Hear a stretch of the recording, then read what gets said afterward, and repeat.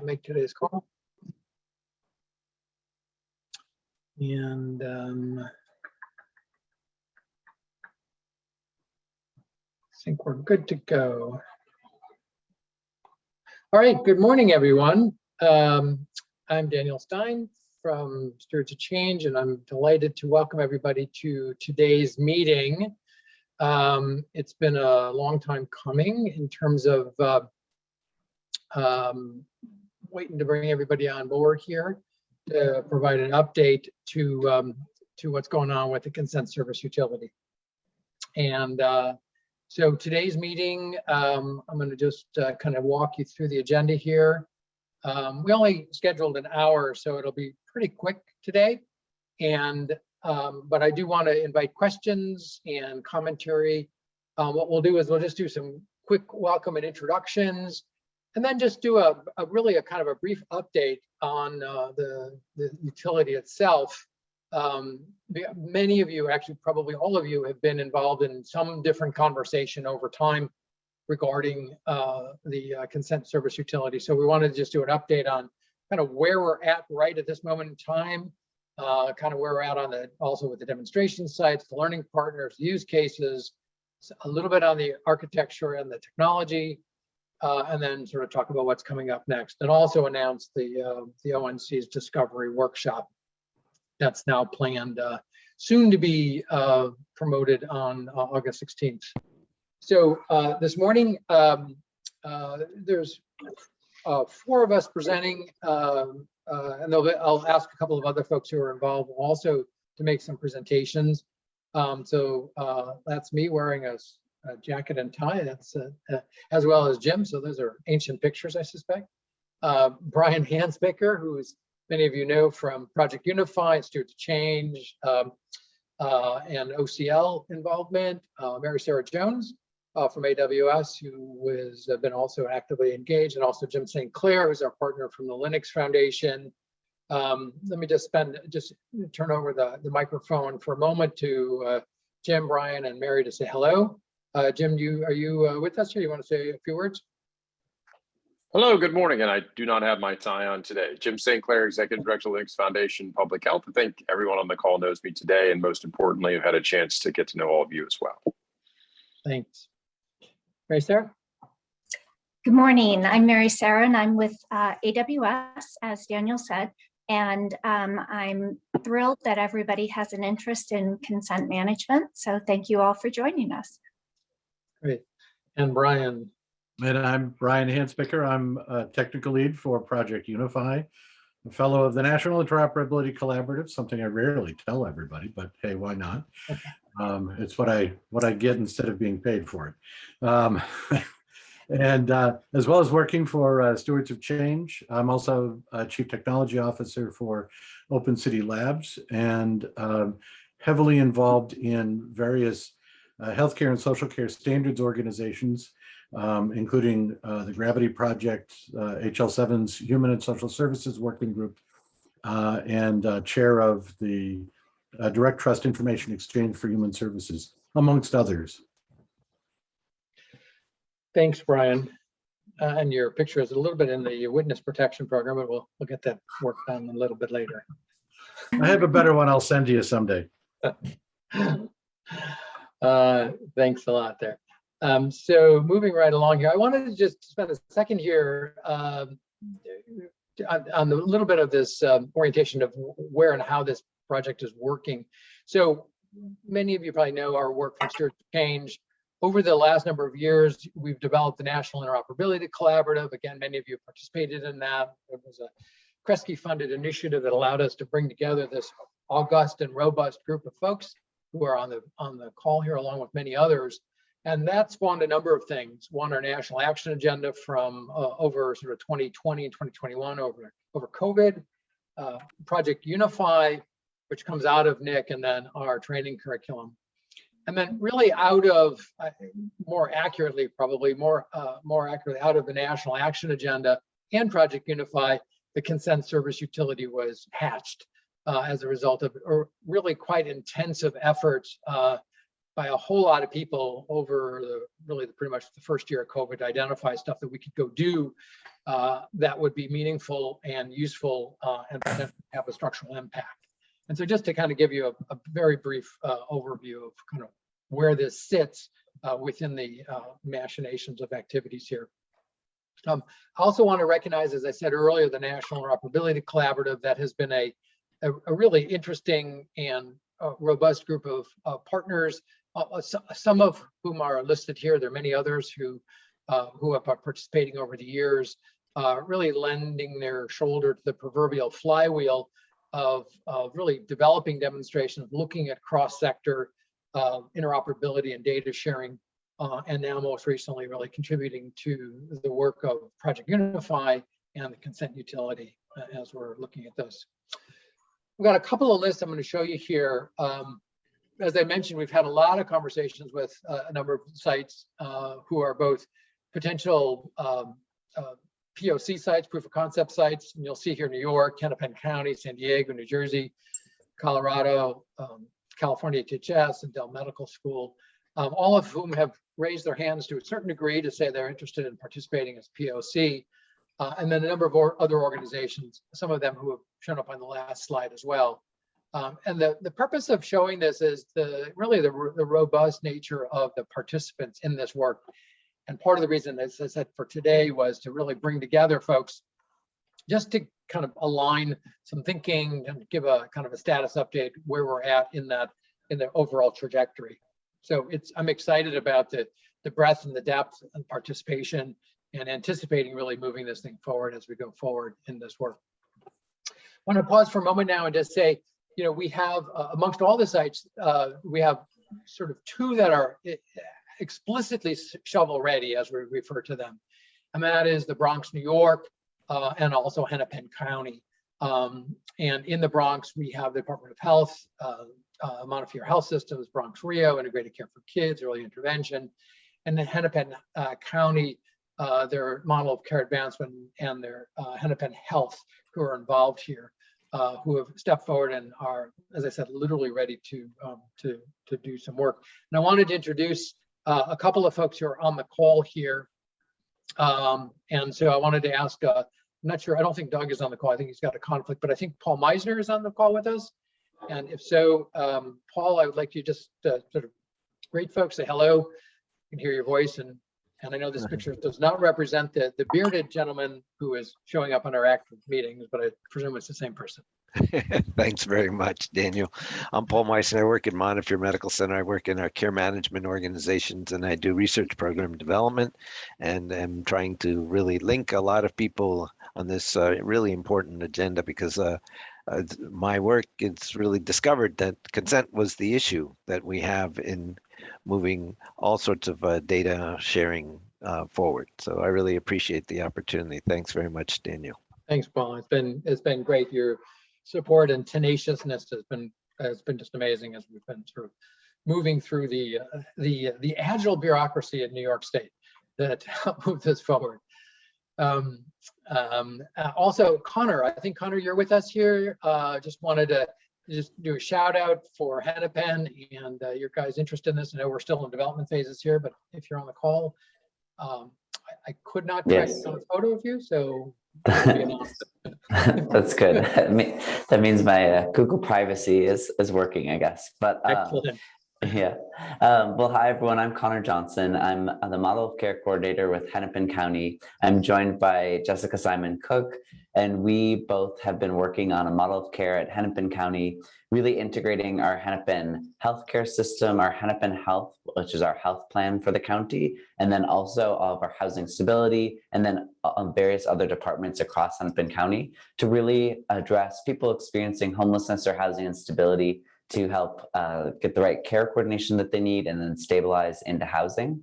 And as we've been developing the model, and lots of feedback from our leadership at Hennepin County, we realized that what we really need is consent utility to really understand fully who is accessing services and healthcare and housing, where are they accessing, and really have our departments be able to speak to each other for the purposes of care coordination and seamless integration of our processes. So we're really excited to be joining the demonstration project, and I'll let Jessica jump in if there's anything to add. I think you covered it, Connor. Thanks. Thanks, everyone. Thank you guys for participating and stepping forward as well. It's great. And you guys have a long history of really working in this space. And I've been following Hennepin for many, many, many years. So it's great to have you guys part of this work here. I'd also introduce Christine McCoy, Dr. McCoy, who is, I don't believe on the call today. She's either on her way back or shortly back from overseas. Both she and Jim St. Clair recently presented at the European Social Network, which is the basically the OECD, EU sort of public sector health and human services annual conference, and they talked about consent there to an overflowing room and interests. So our interests and the importance of consent extends well beyond our own particular jurisdictions here in the U.S. Issues that are quite significant elsewhere across the world. So anyways, she sends her regards. Also, Dr. Fish, who is from the medical director from New York Department of Health, as I said, has been actively engaged in the work from New York State's perspective. Many other people involved, but I just wanted to call you guys out as a way to just recognize and acknowledge the work that's going on here. A few other places I mentioned earlier, just to call out our implementation sites and our learning partners. So everybody's obviously in a different phase now, what's happening of their own development. But the folks who are listed on this slide here, San Diego, Connect Well and Live Well San Diego, as well as the state's DNI program looking at implementing whole person care. There have been a number of conversations. San Diego is one of the recipients of the LEAP CDS. They're quite interested in certainly learning and participating, and depending on the timing, jumping into sort of a phase 2 of consent in their work. Monmouth County, New Jersey, and Ocean County is one of the integrated care for kids sites, as is the Bronx, New York, that Paul is helping lead there. They have also expressed interest in the work there. Solano County, I think we have a couple of representatives. I think Jerry Huber, the director, is on the call with us today, as well as James, a couple other folks here from Solano. Colorado, Department of Human Services is interested. Then also we've had some recent conversations with Dell Medical School, being the recipient of the, I'm calling LEAP CDS 2, which is extending that work into social services. So all of these sites are certainly interested in the work that's going on. Some of them may join the actual implementation as we go forward, depending on resources available, timing, and those kinds of things. So just to shout out that the community is continuing to expand. The interest in this work grows significantly here. So thanks again for your participation in that. To share kind of, sort of what's happening right here, right now, just to make sure everyone's sort of in sync with that. Our time frame, and this is all contingent on additional resource development funding, is year 1 is to develop the minimal viable product site in certainly in New York and in Hennepin and potentially elsewhere, working to demonstrate the viability of consent with synthetic data. That would then sort of roll over into years 2 and 3 into taking the MVP and turning it into sort of a formal POC, which may add additional programs. And then as we move into year 4, there will be a transition to sort of government support and integration and integrating those things into the actual ongoing maintenance and operation of the work there. So that's an aggressive time frame that we've got. To be perfectly as transparent as possible, we do not have all of the funding that we need yet. We are actively engaged in those conversations with the CDC Foundation, who is working to support data modernization and also has expressed interest in this work to a large degree. We're in discussions with multiple philanthropy and some of the associations involved. We've expanded some conversations to some of the federal agencies looking at potentially 90/10 funding, potentially cooperative agreements, and whether or not states have the ability to draw down ARP funds or CURES funds. Also, from the pilot sites and potential state funding through 1115 waivers, have been having a number of conversations in that regard. The National Science Foundation, those of you who have been participating in our weekly Wednesday Unify calls know that a number of folks have been participating in the last 5-month sprint from the National Science Foundation to develop something they're referring to as the Open Knowledge Network, and we'll be funding a number of sites next number of initiatives probably next fiscal year, beginning probably in the fall. Brian and Eric and Paul Wormley have been participating in that. Well indicated that consent is a key question that has come up significant times.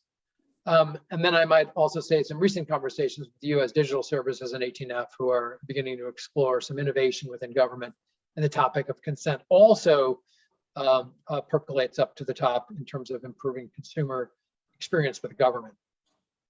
So that's all to say there is a lot of activity, sort of planning, preparing, and a lot of outreach to funders to see if we can really fund this thing, not only year one, but ongoing, to support the work going forward. We're not there yet. And sort of the speed of continuing, or the speed of implementation will depend on securing those resources as we go forward here. A couple more slides, and then I'm going to ask some other folks to be presenting. So as I mentioned earlier, the Office of National Coordinator has recently really acknowledged consent as a critical component in a lot of the work they're doing on the accelerator sites, and also the data modernization efforts that are happening. This is a slide that was presented from ONC at one of our presentations to the Data Funders Collaborative, and their view of how they're approaching this topic from the various 4 quadrants of policy, standards, implementation, infrastructure.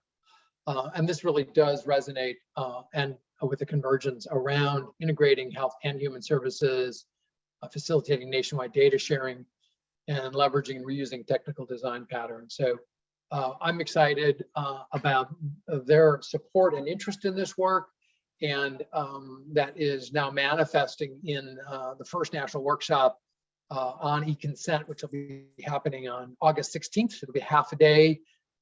We've been invited, as have others, to participate in the planning and the implementation of that. So it really gives a great opportunity to begin to talk about e-consent and how that we can move data from medical services into social and human services, justice, education, and ultimately, or eventually, bi-directional information flow and the use of consent in those areas.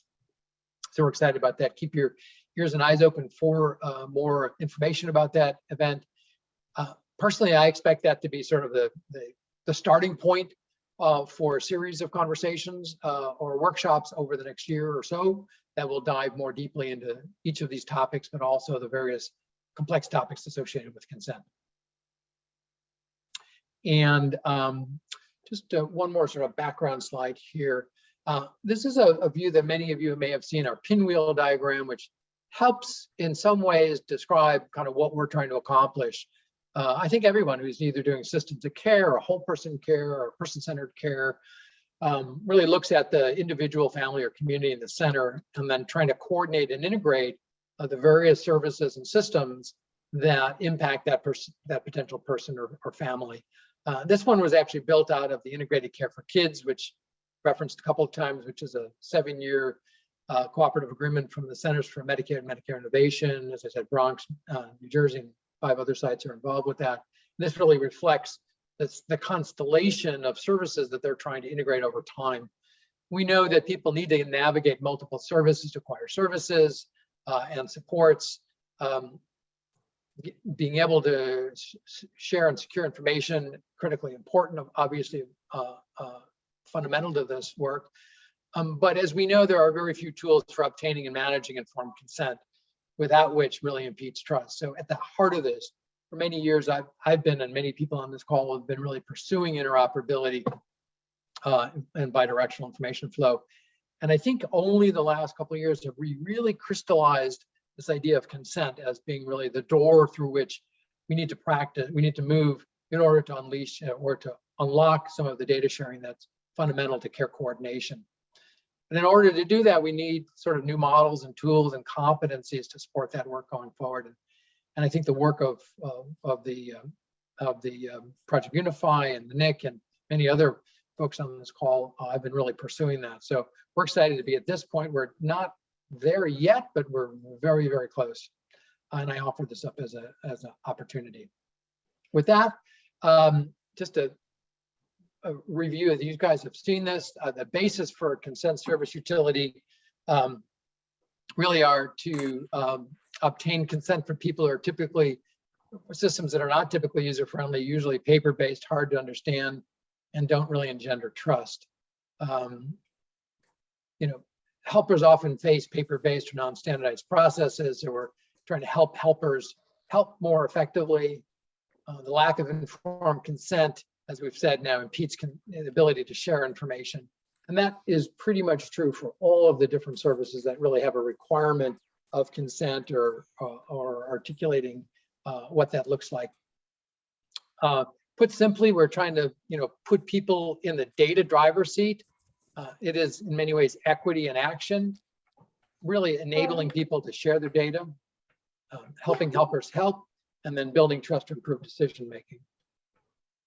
Those are the goals of this work here. Let me see if there's a very short video here I want to play. Hopefully this will work. If not, we'll just move on here. This should be the next one here. Great.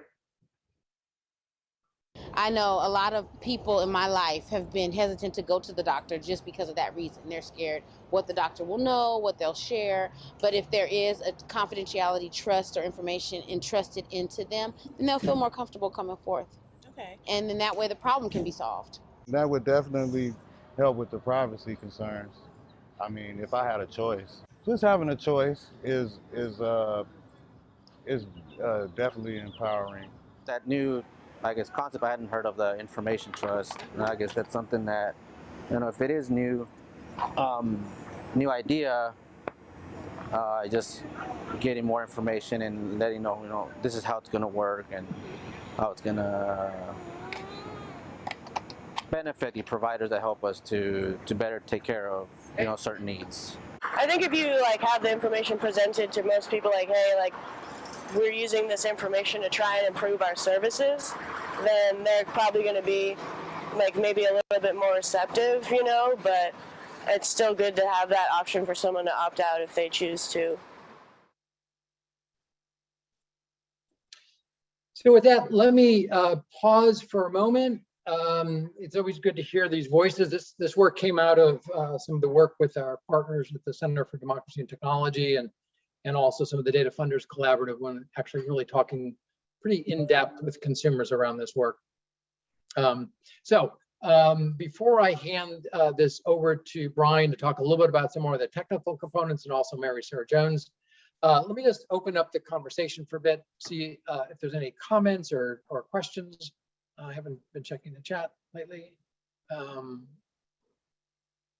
Now would be a good time to put any thoughts in there.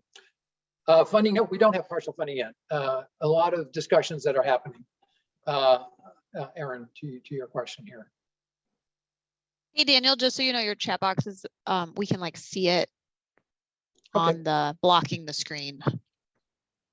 There we go.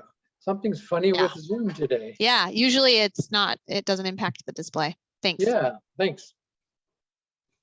Danielle, I have a question. Has this effort kind of engaged with some of the federal agencies kind of outside of the purview of HHS, beyond kind of the ONCs, ACL, ACF world, yes. For example, HUD, right?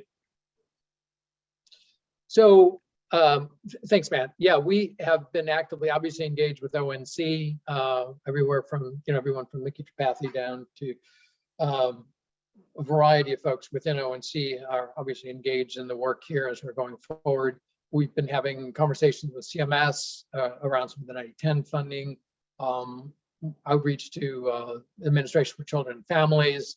And I know that Dr. McCoy and others are reaching out to HRSA and some of the other federal agencies. as well as the CDC itself. So, you know, the thing, Matt, is once we've raised this topic with folks, it really amazingly resonates with everybody in terms of the importance for their mission and really how to really drive the mission of their agencies forward. It's certainly not everybody is not everybody's aligned around this yet, but it is certainly top of mind for a lot of folks. I think I'm putting my chat back up here again, so you can all see that. So I don't know why Zoom has got a mind of its own today. So Aaron, absolutely. If you want to say a bit more, I know we had a very engaged conversation last week. Feel free to take a few minutes here and talk about the intersection. That would be great. And I know that we're in conversations around gravity and integrate that. I mean, there's just across the board, consent has been a blocker for a decade now, right? We've kind of, even like the whole investment that we made, $500 million in HIEs, was kind of skewed because of the lack of a proper consent to enable even just behavioral health references, let alone referrals outside of the healthcare sector. I'm a big advocate for us figuring this out and happy to help in any way I can. Really appreciate that. You know, we hear that. It's been interesting to sort of be that, sort of the connector in a way, right? Because once you start raising the question, the issue of consent comes up all over the place, right? So it might be a moment in time, especially with ONCs kind of sort of recognizing that, putting it on the agenda, that we're able to move this forward in some meaningful way. And I think doing it, collaboratively really is hugely critical in many, many ways, right? It's the only way we'll get adoption for sure. Yeah. 100%. Yeah. So Mary Sarah is saying in Arizona, we're having HMIS, Medicaid, and healthcare discussions related to consent. That's fantastic. I don't know how far along those conversations are, Mary Sarah, but mention a bit more about that. Right. So right now it's really more on the people in process part of it, trying to get the governance for the data sharing. We have had some consent conversations, and I did invite a couple folks to today's meeting, but I'm not sure if they're able to attend. I have discussed with them different consent mechanisms in the past, so they are planning to utilize it in that use case. Okay. Mary Sarah, I'm sorry, this is Eric Yan. Which use case is it that you're referring to, or which actual implementation, may I ask?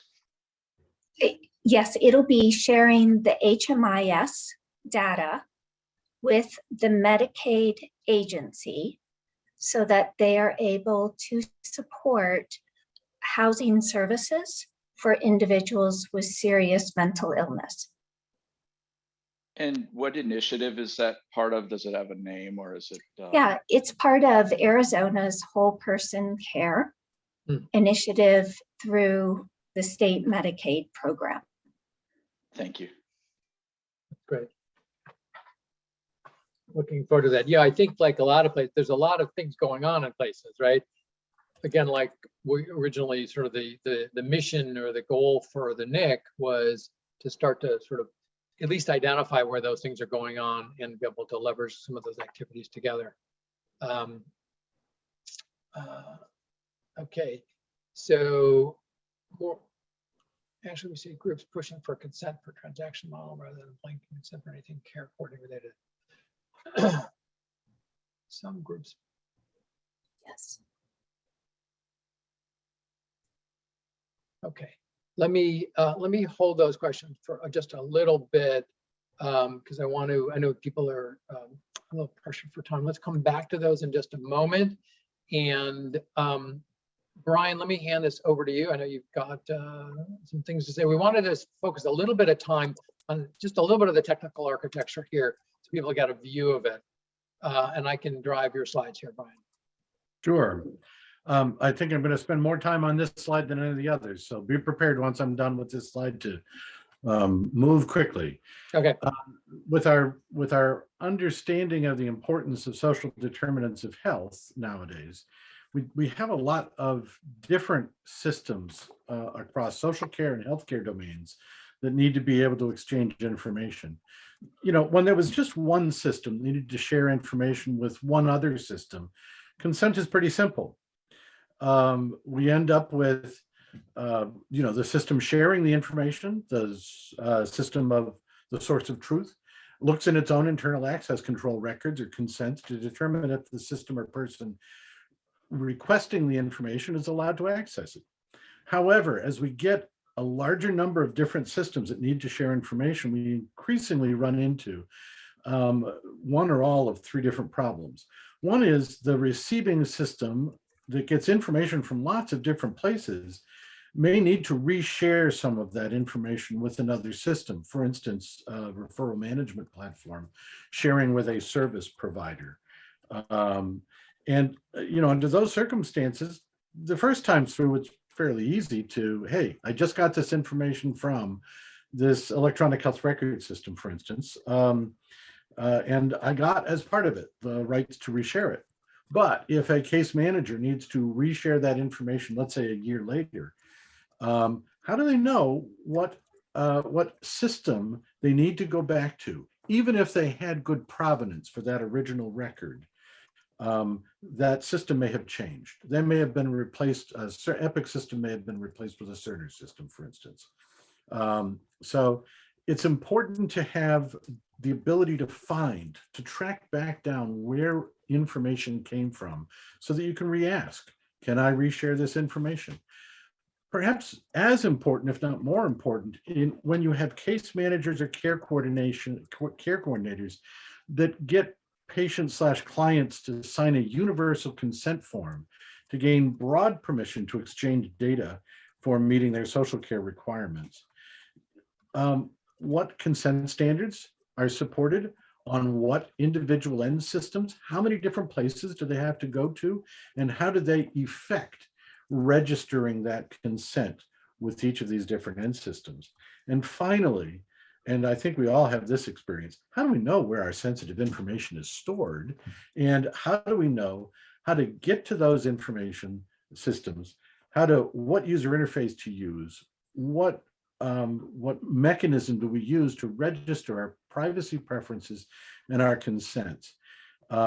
So dealing with multiple different systems out there is something that, next slide, that has bedeviled us, as we see by this confused person trying to figure out where all of their consents need to be stored, where all of their privacy preferences might be. The intent of the consent service utility, next slide,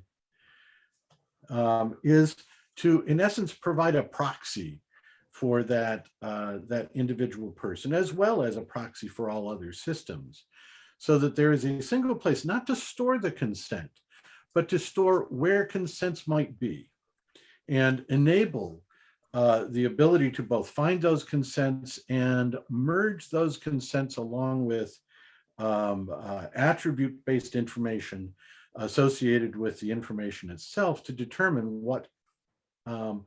what access you as an individual and or you as an end system have can see, what obligations you have for protecting certain types of information, like 42 CFR Part 2, behavioral health, substance use disorder, et cetera, information. Next slide. Brian, let me just pop up the chat for just a second, see if there's anything that is particularly relevant to this in this moment in time.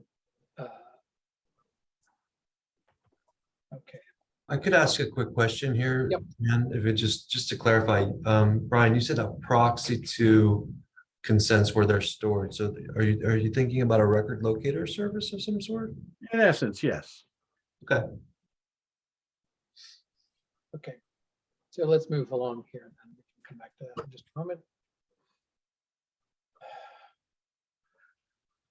So, you know, our objectives here, and why don't we move quickly through this one? I'm not going to read each and every one individually, but we want to be able to create a minimum viable product transition that minimal viable product to open source, standards-based, replicable, proof of concept pilots that then engage people with lived experience and applying human-centered design principles to build this proxy service.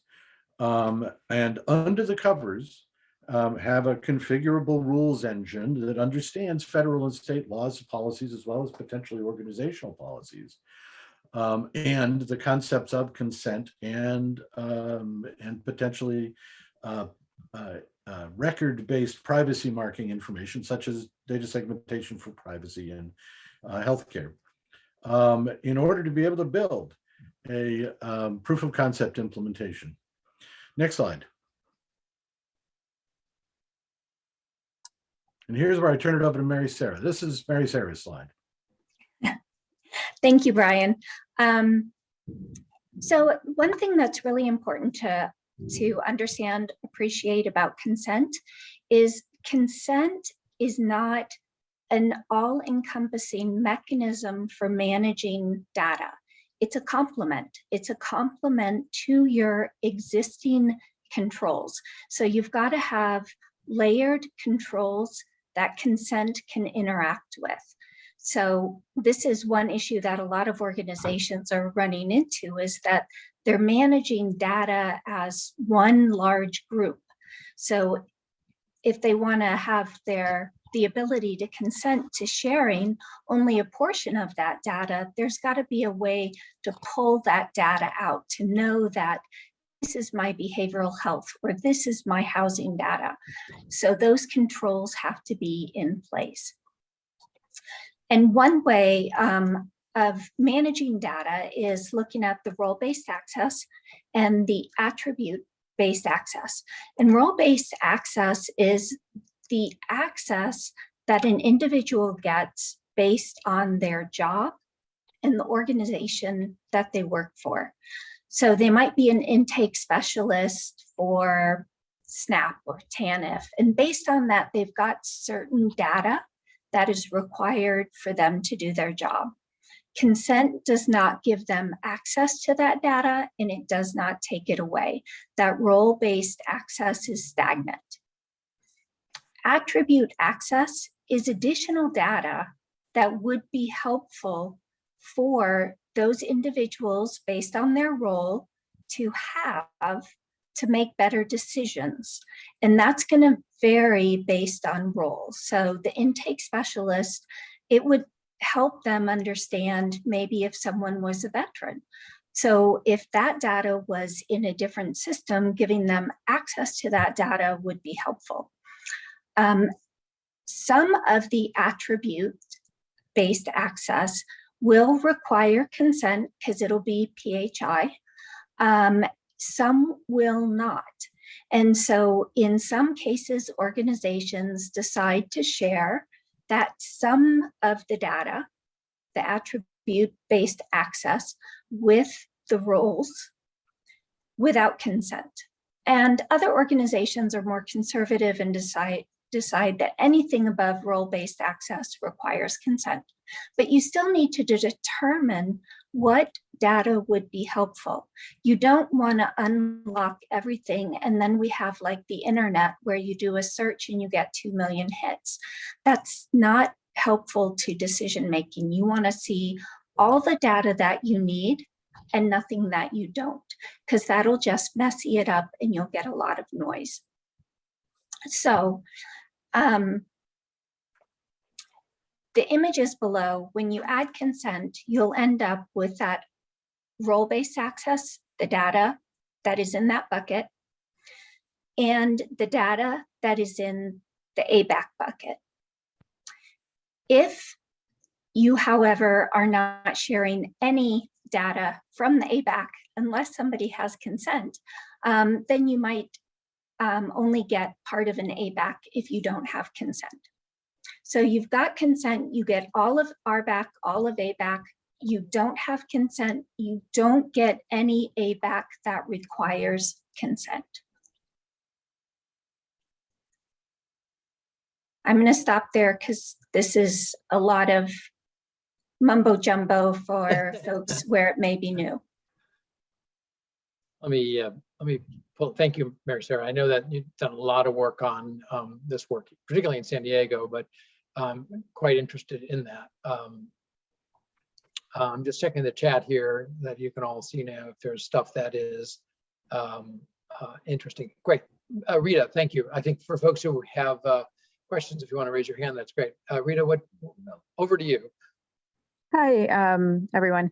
Mary Sarah and perhaps Brian, are you guys envisioning particular standards that would support these things that you're discussing with regards to like the role-based or attribute-based types of controls?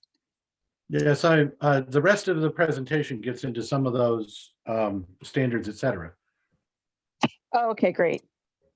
Yeah, I think there will be some guidelines in terms of what data would be helpful to each role. Is that where you're going? So if you have like an eligibility worker, what additional data do they need?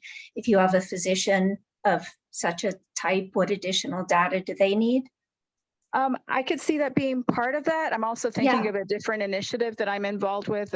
You may have heard it was previously called the Protecting Privacy to Promote Interoperability, where they have like considered or contemplated like data segmentation for privacy and other types of things. So I wasn't sure if that was part of Yes. it or Okay. something else. Yeah, that is definitely part of it, and maturity there would be incredibly helpful. Because right now, what counts as housing data? If you look at the HUD data set, there's data in there about domestic violence, for example, substance use. Is that housing data because it's coming from housing, or does that fall into other realms because of the subject matter? It would be very helpful to have standards around that because people are treating them differently. Thank you. So obviously, all of these topics have much greater in-depth conversations sort of connected to them. But let me push along here.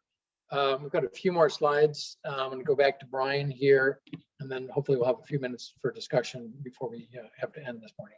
With apologies, Aaron, I see that you had your hand up. Let me just get through these slides. My apologies, everybody, that I'm rushing this a bit. I have a Direct Trust Standards Board of Directors meeting at noon.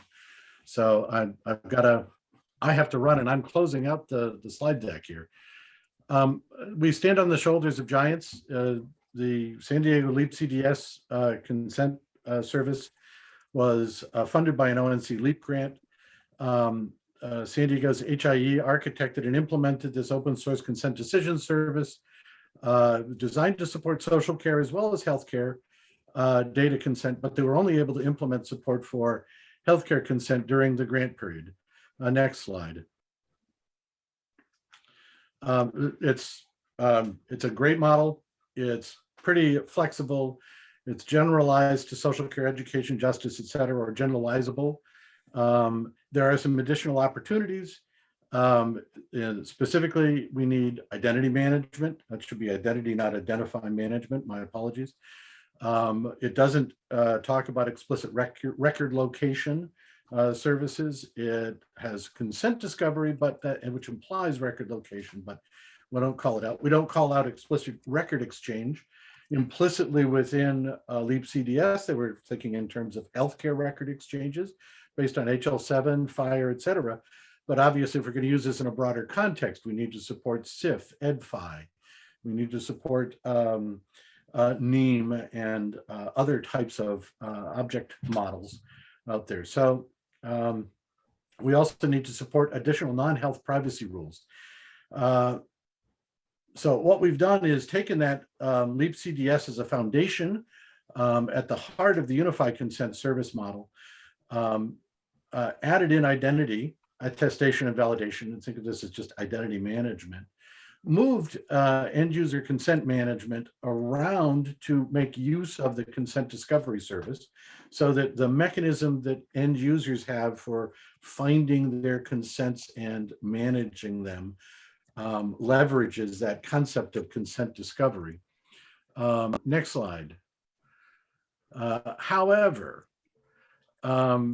we can't just rely on this simple view of it, because as we've talked about how we might incorporate new technologies such as AWS Magellan or Cardia, well, where does it fit in? We don't have enough detail in what is really a fairly complex system under the covers to be able to do that work of integrating new technologies. Next slide. So what we've done is, if you squint, you'll see LEAP CDS is the foundation at the heart of this more complicated model.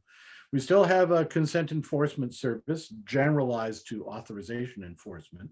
We still have a consent decision service, now explicitly calling it out as computed authorization, based on taking information about consent as well as information about record privacy metadata, what Sarah might call attribute-based access control, and computing. What does that mean in terms of the requirements for this authorization enforcement service to do its job?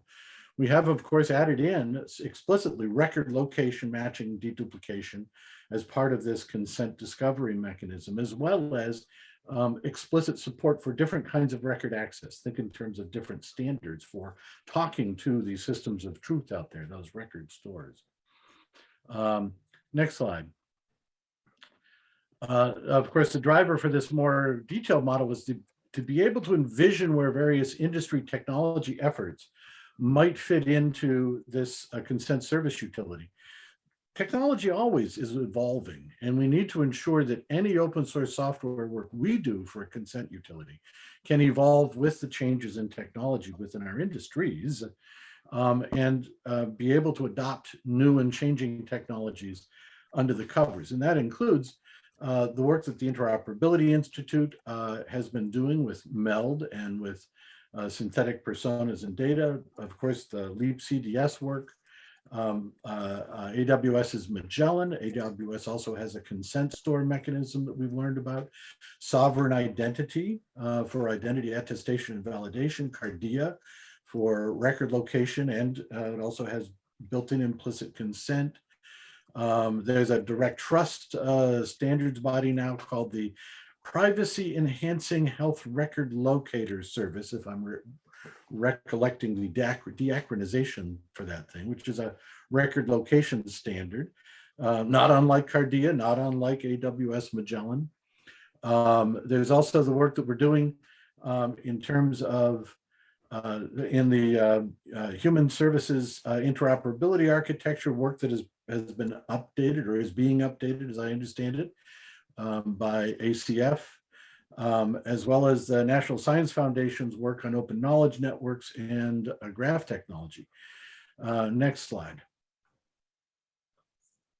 And all of this is being done in the context of all of the standards work that we are all participating in so many different standards forums, industry forums, consortia, et cetera, working on the many different issues associated with identity, with privacy, with consent. And I'm not going to even bother to read all of these things. I think many of you are involved in many of these different efforts. The point being that we do understand these, and we actually are involved with, I think, almost all of these one way or another within our Project Unify community. Next slide. I think we're closing with this next slide. Oh, no, I'm going to turn this back over to you, Daniel, to close with the next two slides. Yeah, so we're sort of kind of going through the very high level kind of sort of architectural approaches here. I know we've got a couple of questions. We recently had a conversation with Tanya Lieberman from California Assembly, and as you can read on the slide here, it was encouraging to say, well, not only is there support and interest at the Assembly level, but that there's also interest in changing some of the laws if they should need to be changed, which is great to hear that from the people who actually can change the laws. So we're, again, our interests are buffeted by the benefit of that. So we have a few minutes left here to answer some questions, also talk about some other stuff, what's going to come next here. Let me see what's written on the questions here. Anything that comes to mind for folks you want to discuss or questions that are happening? Daniel, I just wanted to mention, I put a link in the Yep. chat, right? This is on on the NIC site, but Carrie Hoff, who was leading the Connect Well project, and Spankar Sarkar, who was the architect on the project, wrote this paper, and it really goes into how you would do attribute based access controls within human services. It's a nicely written article. Thank you, Marisol. Yeah, that's great to remind people of that. That really gets into the details of it. Aaron. Yes, sir. I just wanted to make sure I was tracking around scope. So there's two heavy lifts, right? There's figuring out what is the consumer's consent, what is he instructing you to do? And then there's actually parsing the payload that you're about to share. And if I'm tracking correctly, we're leaving that part to the implementer. Is that right? We're going to make sure that they've got the consent that says I'm authorizing you to share my non-cancer treatments to blah, blah, blah. And then we leave it to the entity or organization or system that's sharing to determine what records to include and which ones to exclude. That's not quite right. Computed authorization mechanism is making use of both the consent specifications and any, for instance, data segmentation for privacy marking. Can we go back to that architecture diagram real quick?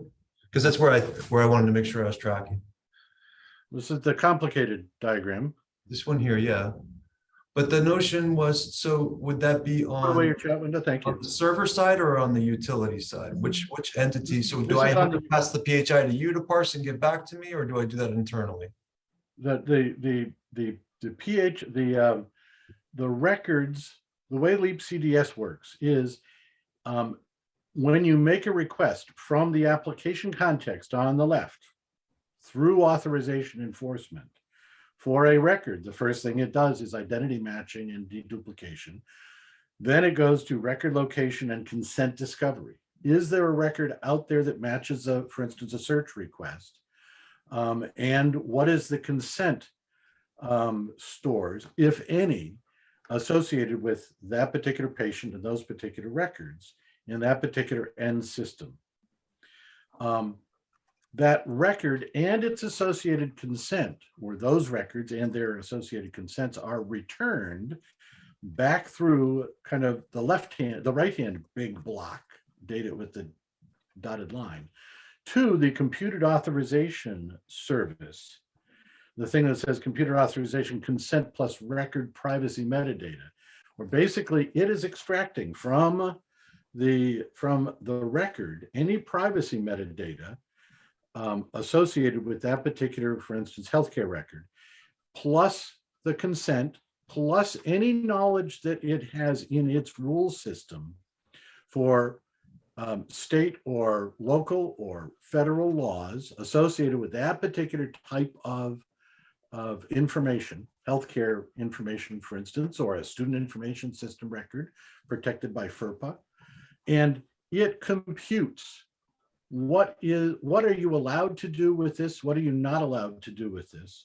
And then it returns both the records and the consent with obligations associated with each and every one of those individual records to say, what are you, the authorization enforcement service component here, supposed to do with this record? Now, that authorization enforcement service may do something as simple as redaction. That is, it just removes the 42 CFR Part 2 information, for example, from the patient record that then is being returned to the application on the far left-hand side. It is not the responsibility, though, of the application itself to do that. That's why you have this integrated authorization enforcement mechanism. But I want to add one comment there to Aaron's point and to everyone's point. We are the goal and the mission of this is not to be exchanging data. It's to be really, first of all, using synthetic data, but really showing the consent process behind. Once that is resolved, the other kinds of functionality can occur, and those providers can share the information. We're not, for this purpose of the POC, not in the business of actually sharing those records, and certainly not the records. Daniel, I'm just telling you how Leap CDS works. Yeah. I'm saying for the POC, we wanted to be very clear that we're trying to differentiate that front door. Is there consent? Does it meet? Is it the right identity management elements? Does it meet the legal requirements? Whatever redaction might be necessary, but we're not actually sharing the data. That's really the next step. You cannot do fine-grained consent based on data segmentation for privacy without having read the record itself, because that's where those markings are. The data segmentation for privacy markings are inside the records themselves. So if you're going to support healthcare and fine-grained consent for healthcare, you have to at least pull that information into the computed authorization service. And once it's there, why not share it? And I need to go. Yeah. Okay. So I'll just add to what Brian said. I remember a conversation with Dwayne on this very topic. And I think the way that it's architected is that none of this information is saved by the consent utility. They simply it is an intermediary, and it passes that redacted information along if consent is present, but it's not supposed to retain a copy. I'm not sure how that squares with the need for an audit trail. Brian, do you know? But I know you need to go. Yeah, unfortunately, you need to Suss that out one way or another, though. I mean, that audit trail is doable. What I'd love to see, guys, next is sort of like an instantiation of this in multiple locations where data is stored, because I'm still not sure if I'm tracking if it's the obligation of the data holder that the record locator service discovers to do the redaction, or if it's over on the left-hand side. It's the enforcement. I'm getting a black rectangle covering up the design. I don't know if someone else is getting it too, but yeah, everybody is. The authorization enforcement. So, Aaron, that's the part that you really have to audit to death. Right. So the computed authorization consent. So that's kind of the storing of the consent data itself. And then it says, hey, we have consent for sharing the primary care information, but we don't have consent for drug treatment data, right? And then the authorization enforcement says, okay, we're gonna redact that and then redact that. And our understanding is today San Diego has the authorization enforcement engine up and running, and they're sharing data though. I don't think this is a standing. Has this been implemented anywhere? No. Production? Not in San Diego. Not yet. Okay. I think there's two approaches. Either your data management can be fine-grained, and then your consent can lock and unlock, or your consent utility can be responsible for identifying the data as well. You have to have that capability somewhere, but it can be architected in different ways. So we are over time here, and I know that a lot of people have to jump off to other things. We can hang on for a few more minutes here. That's possible. I wanted to, the purpose here was to just sort of present kind of a broad overview of kind of where the thinking is, the work that's been going on. There's been an incredible team effort to kind of move this along, as it were. Obviously, have a lot of work to do going forward. We have partners at the table ready to go actually roll up and do the PMO kind of work that needs to happen on this. And so we'll be continuing to meet. For those who want to join this effort, we have a regular Wednesday afternoon call. If you're not on that and you want to get on that, give me a call, send me an email or put your information in the chat. And in fact, this Wednesday, we're talking with Civitas. So Elisa Berry will be talking about the health data utility and trying to synchronize with Civitas around that as well. But these will be ongoing conversations, and we'll be presenting more of the sort of the concept as well as the POC, obviously during the ONC meeting. and ongoing on an ongoing basis. So let me just see if there's other chats here. I think people are just signing off. Again, for folks who want to jump in, this is a work in progress. And I want to reinforce that there's a lot of efforts that are going into, sort of resourcing this appropriately. This is a national issue that has implications that touch really many areas of our health and human services environment. And I think it's a critical time for us to be really focusing in on that. We'll post this video onto the NIC Hub and send everybody a note and a link to it. Also, the chat will be there, so folks can share that or look at the slides as well separately. There's a lot more material on there, and we'll be posting more information. Actually, on the NIC site itself, and there's a link to it here that I put in the chat a bit earlier.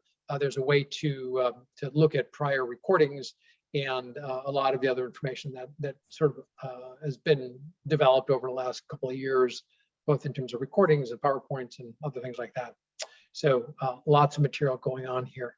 And again, I want to thank everybody for all the work you have done so far.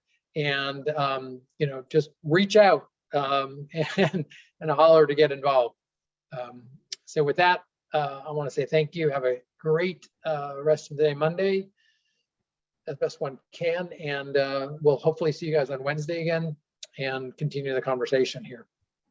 So thanks again for spending the Monday morning with us.